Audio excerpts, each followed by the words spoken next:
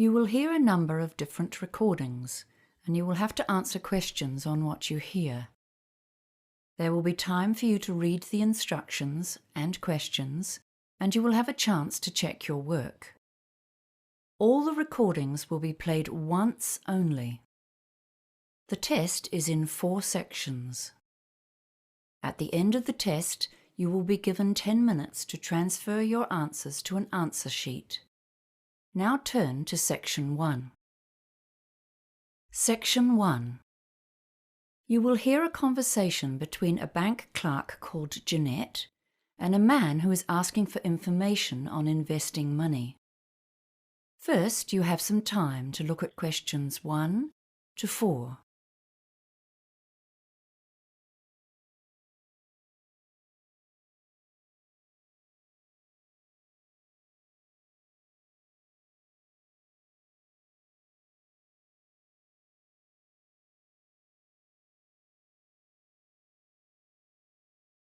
You will see that there is an example that has been done for you. On this occasion only, the conversation relating to this example will be played first. This is Citibank. You're speaking with Jeanette. How may I help you today? Hi. I'd like to ask a few questions about a term deposit. Certainly. Do you currently have any investments with us? The man is asking about term deposits.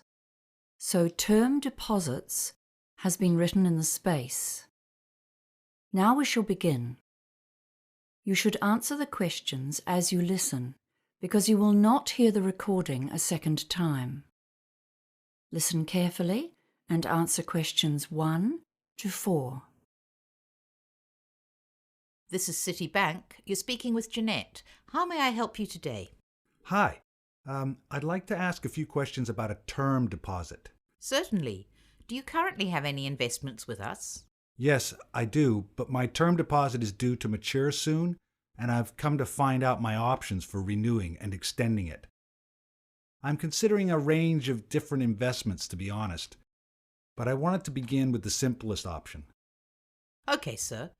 Well, before we begin, I just need to verify your ID. Can I have your name, please? David Marshall. That's M for mother. ARSHALL. Thank you, David. Now, I just need to ask you a couple of security questions. What's your mobile phone number? 023-561055. And your date of birth, please? 18th of February, 1968. Right. So I've got your account information in front of me. You've currently got $18,000 on a term of 180 days. That's at a rate of 3.45% per year or per annum. Okay, so what are my options? Can we start by looking at 1 and 2 year terms? We can do that. Let's see. Right. If we put it on a 1-year term, we can offer you a yearly return of 3.65%. And for 2 years, it's 3.7%. Oh no, hang on. Sorry, we have a special deal on that term right now at 3.85%. Okay. So what does that mean in dollars? Just one moment and I'll bring it up. Okay, so the total interest earned would be $657 for 1 year, and I'm just bringing up the 2-year figure for you.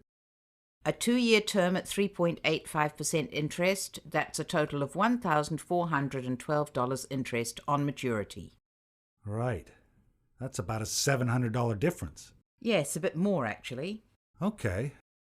Oh, a friend of mine told me he gets his term deposit interest paid into his account every month. Do you have a monthly interest option? Yes, actually. We do offer that on term deposits, but only on investments of $20,000 or more. Before you hear the rest of the conversation, you have some time to look at questions 5 to 10.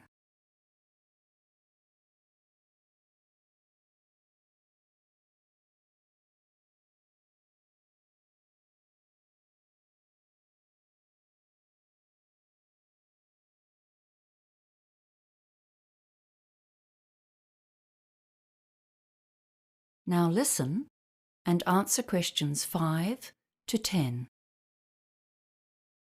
Can I ask if you've considered a PIE as an alternative investment option? A pie? Yes, it stands for Personal Investment Entity. It's an investment trust.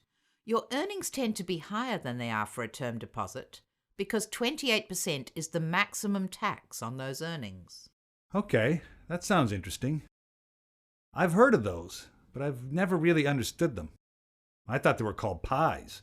They always sounded like something you eat.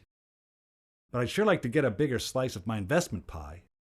Well, with a PIE, your investment return changes depending on how much tax you normally pay.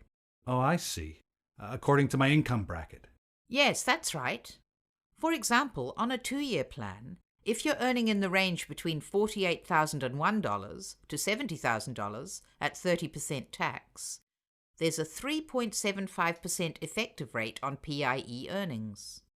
Okay. I'm actually on a 33% tax rate. Well, that's an even better return. If you're earning between $70,001 and $120,000, the effective interest rate is higher too. So let's have a look for a 2-year investment. The rate actually goes up to 3.92%. Wow. Okay. So a PIE may be the better option. Better than a term deposit, I mean. And can I do that with an $18,000 investment? Yes, the minimum deposit for a PIE investment is $10,000. Okay. And are there any hidden charges? No fees at all for investing in a PIE. Well, that's good news. Oh, wait a minute. What about interest payment options? Is it the same as the term deposits? You have to have a minimum deposit to be eligible for monthly payments? Let me check the options here. Well, you'll be pleased to hear that there's actually more flexibility with PIEs than with term deposits. You can opt to have your interest paid every month, quarterly, 6-monthly, or yearly. Okay.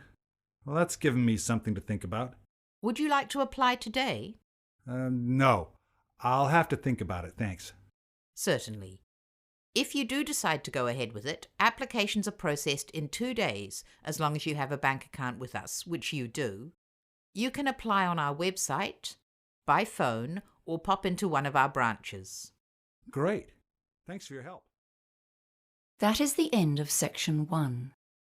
You now have half a minute to check your answers.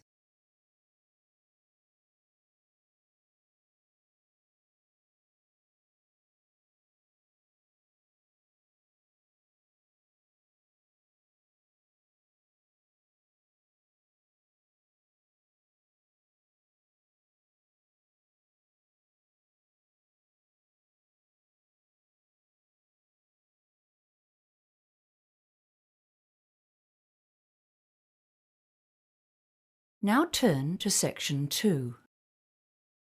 Section 2. You will hear a woman introducing the Lunar Realm amusement park. First, you have some time to look at questions 11 to 15.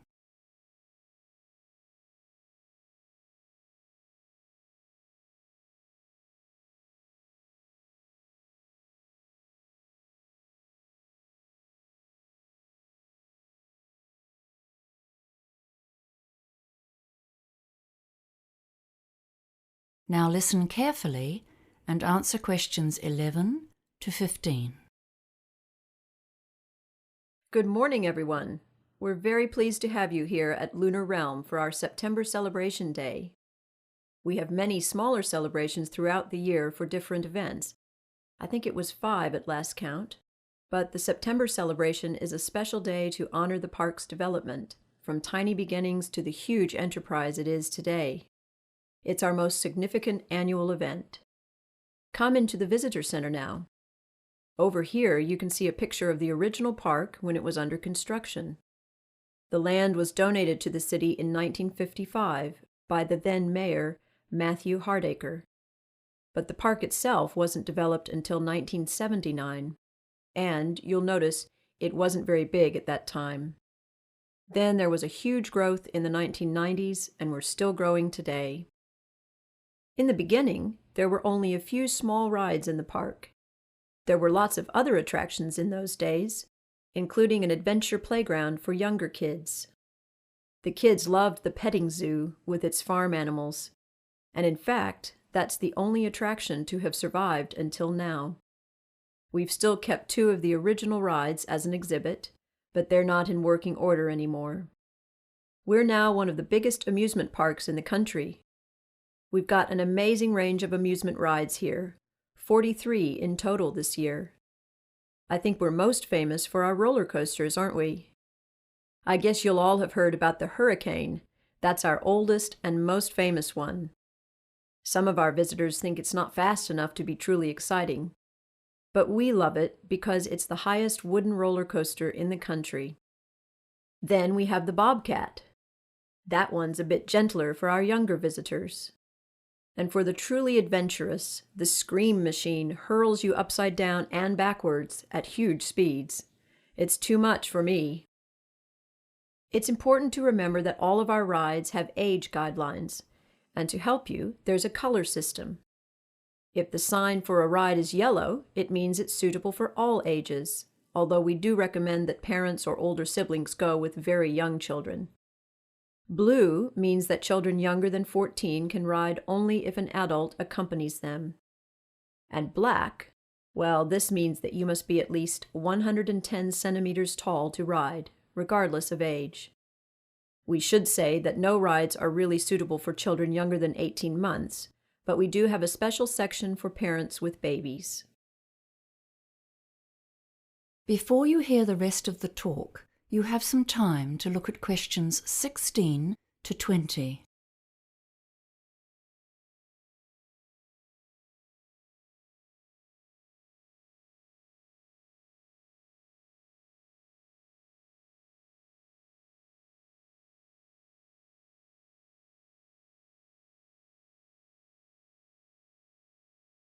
Now listen and answer questions 16 to 20. Now I'll tell you about the many options for food around the park. You can get a range of different cuisines, Italian, Chinese, and so on. All of that's in the food court in the center of the park. But there are lots of other places as well. If you want hamburgers, sandwiches, that sort of thing, you can find food stands everywhere. We pride ourselves on the quality of our food, and all of our vendors use fresh, healthy ingredients from local farms. Don't forget the special events we've planned for the anniversary celebration. There are 2 main events today, and they're both free. The first is the afternoon parade. It kicks off at noon, so arrive a bit early if you want a good view. The best place to see it is along the main street. It's all organized by final year school students. You'll see some gymnastics and acrobatics, hear music from a marching band, and see some fantastic floats. The parade has become one of our feature events of the year. The second big event today is an evening concert, which takes place at our main amphitheater. The concert features singing and dancing, costumes and lights, and there's a different theme each year. This year, the theme is Hollywood, and it's all about classic style and old films. The concert starts at 7 p.m., but try to arrive by 6:45. Now, I know you're all eager to get out there and have fun, but before you go, I'm just going to tell you some information about safety and security. If anyone needs medical attention, we have help available. You can see on this map that next to the visitor center, which is where we are now, of course. Can you see this red dot? Yes, so that is one of our 10 first aid centers. If you get hurt, all you need to do is ask a member of staff to direct you towards the nearest one. And kids, remember, if something happens, you get lost, and you can't find your parents, please tell someone who works at the park. Just look for someone dressed in the Lunar Realm colors, and they will assist you. And for anyone who has a problem of any sort, you can come and talk to a member of our security team at any one of the many guard stations. Those are the blue dots here on the map. Don't forget to take a copy of the map. That is the end of section 2. You now have half a minute to check your answers.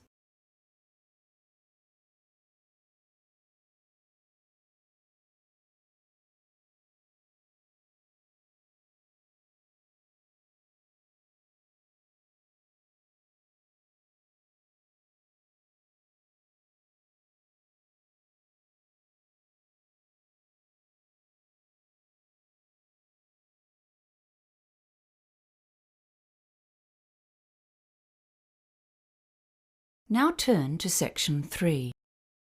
Section 3. You will hear a conversation between a peer tutor and an engineering student who needs help with a project.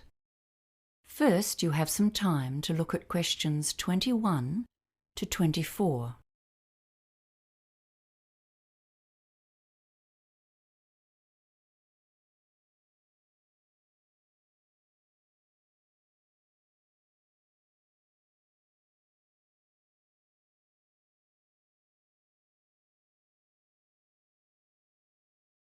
Now listen carefully and answer questions 21 to 24.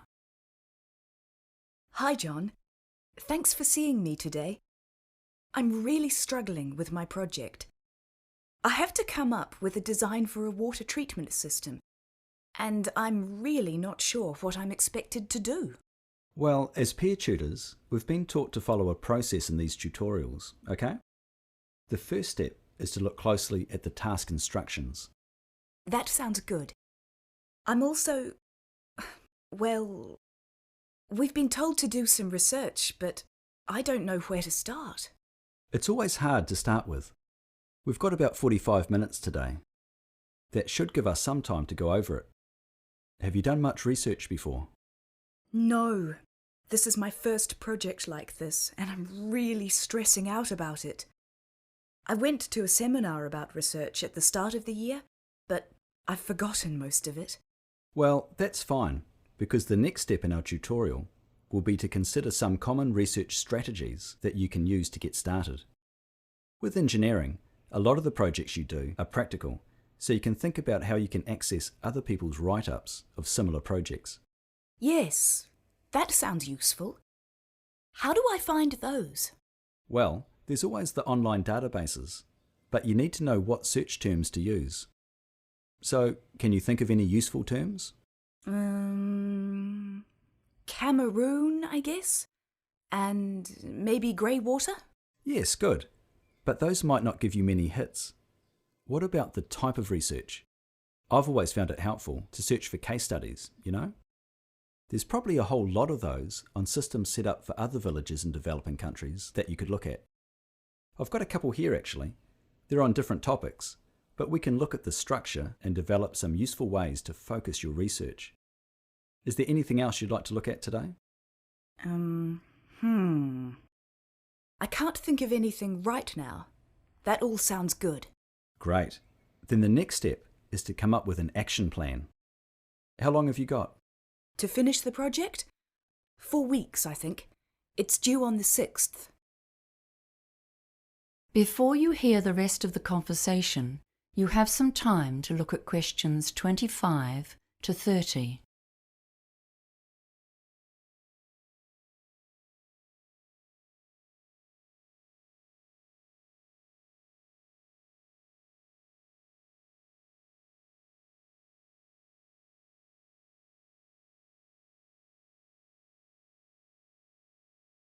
Now listen and answer questions 25 to 30.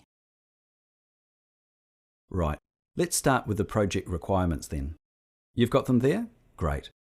Let's see. Tell me what you understand about the task. So we need to create a system for grey water treatment so that we can minimise the strain on the overloaded water supply in a village in Cameroon. That's right. But I don't get the details about the type of system and what it needs to be used for. Okay.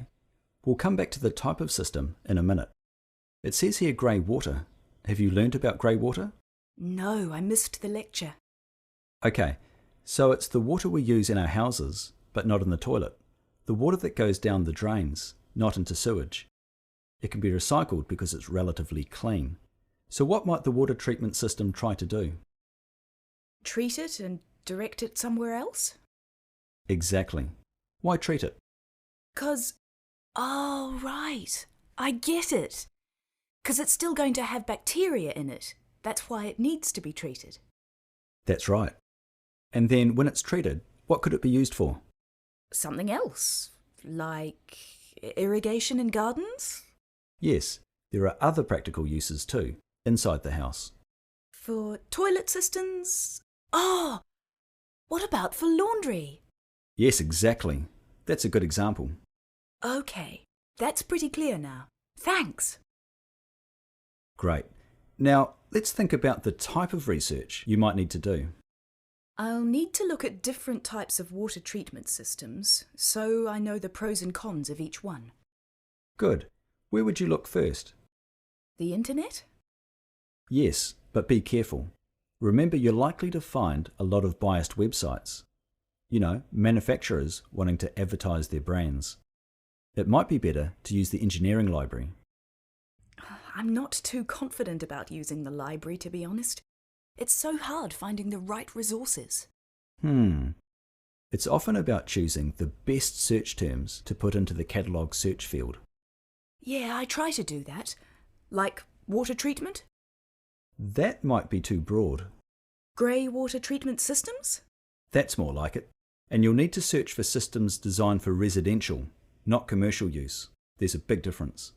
I usually end up borrowing a massive pile of books, then get home and find they're useless.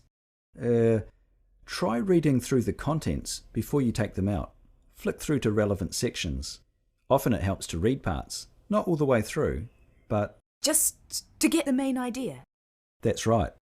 Oh, and I see this as an EWB project. Have you seen the website? It might have some exemplars of the winning designs from last year's competition.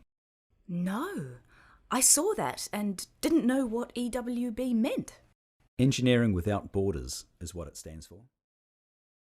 That is the end of section 3. You now have half a minute to check your answers.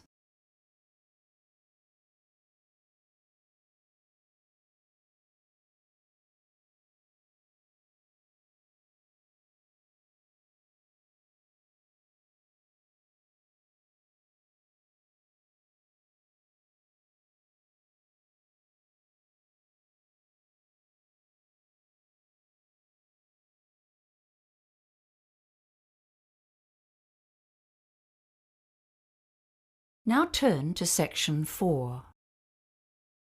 Section 4. You will hear a talk on the topic of the caveman diet. First, you have some time to look at questions 31 to 40.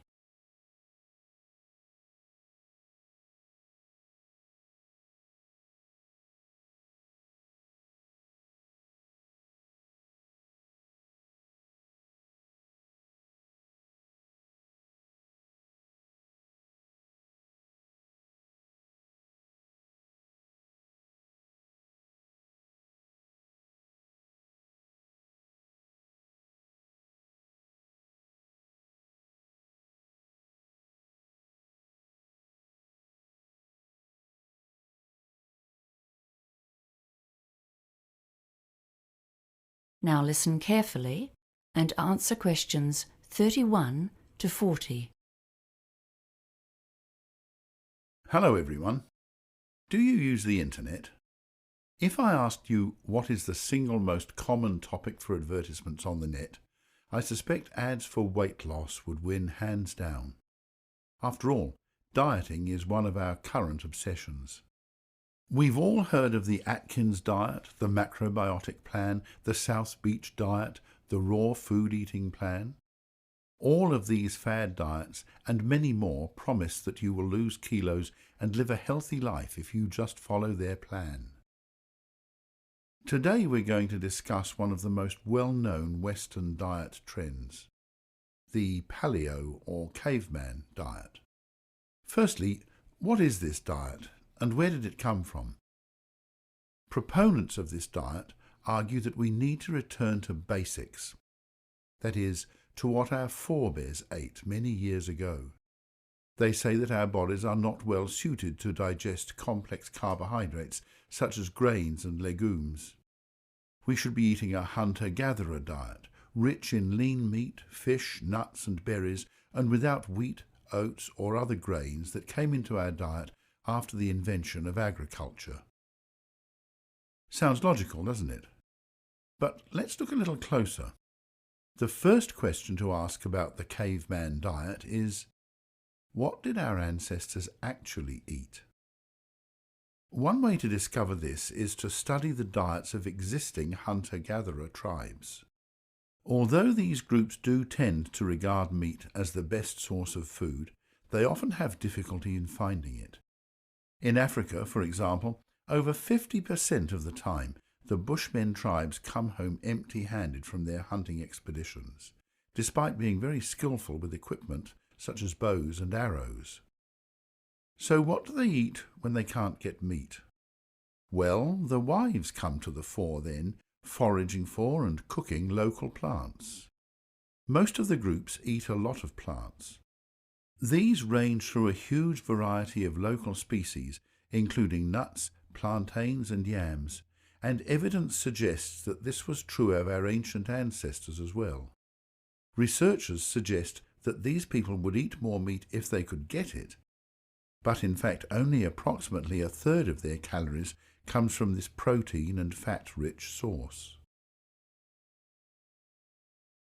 Research shows that when these groups first come into contact with a Western diet, their health suffers. Once they're exposed to our diet of refined carbohydrates and sugars, they quickly develop our lifestyle-related diseases.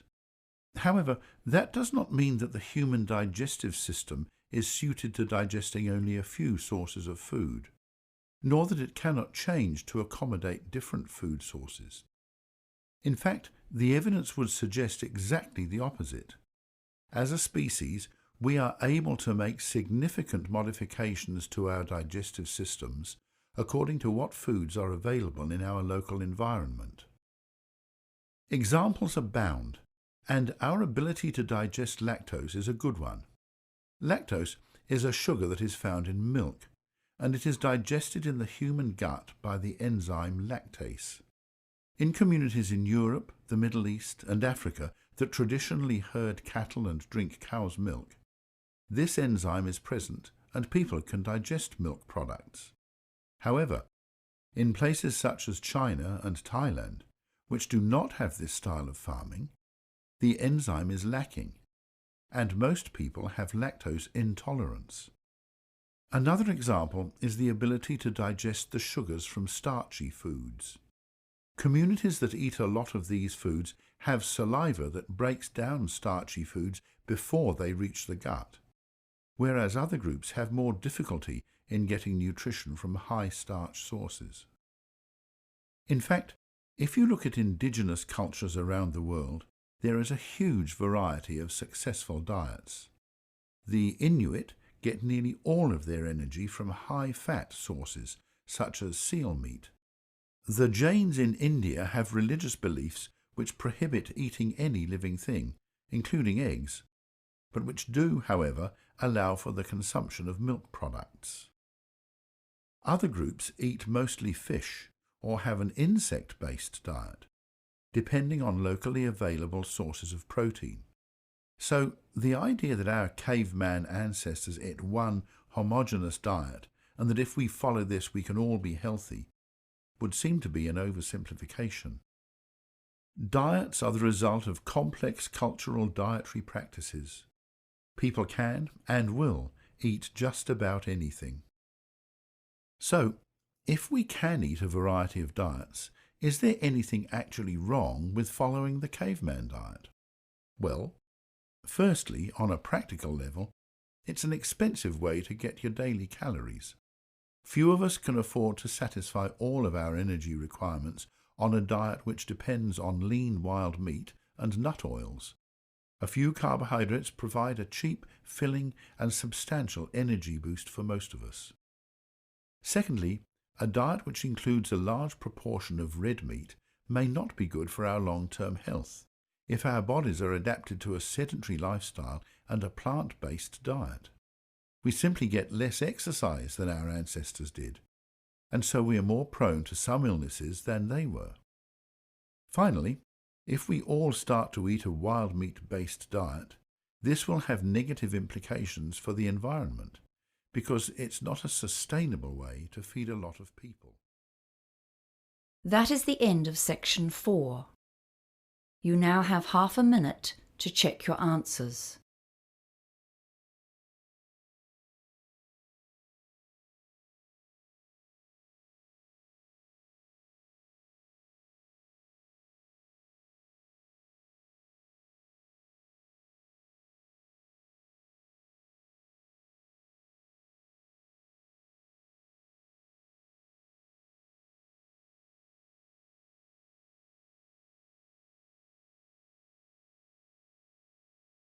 That is the end of the listening test.